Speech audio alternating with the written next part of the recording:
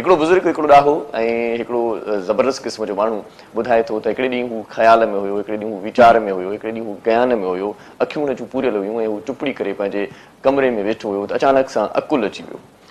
अकुलु अची वियो, पुछा कयईंसि केरु? चयईं त अकुलु आहियां आउं। चयईं त तुंहिंजी रिहाइश किथे आहे, तुंहिंजो ठिकाणो किथे आहे, तुंहिंजो थाक किथे आहे? चयईं त आउं इंसान जे दिमाग़ में वेंदो आहियां।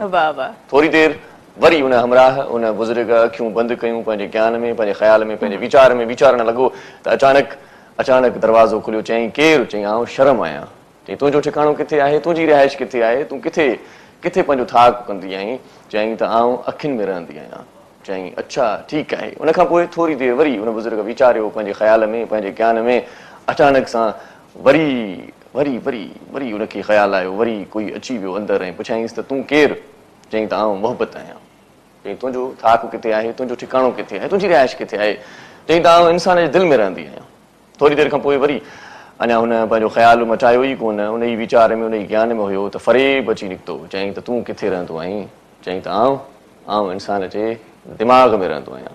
चयईं त दिमाग़ में त अकुलु रहंदो आहे, पहिरियां त अकुलु ॻाल्हि कई त आउं दिमाग़ में रहंदो आहियां। चयईं त जॾहिं आउं अची वेंदो आहियां, जिते फ़रेब अची वेंदो आहे त उतां अकुलु मोकिलाए वेंदो आहे। ऐं वरी थोरी देरि बस गुज़री त वरी आवाज़ आयो। चयईं आउं इश्क़ आहियां।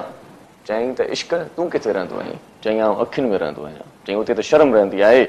चयईं जॾहिं आउं अची वेंदो आहियां न त पोइ शर्म पाण ई मोकिलाए वेंदी आहे। ऐं थोरी देरि मस ई ख़्याल वीचार में ज्ञान में हुयो त अचानक सां आवाज़ आयो। चयईं केरु? चयईं आउं लालच आहियां, लोभ आहियां। चयईं तूं किथे रहंदो आहीं? चयईं आउं इंसान जे दिलि में रहंदो आहियां।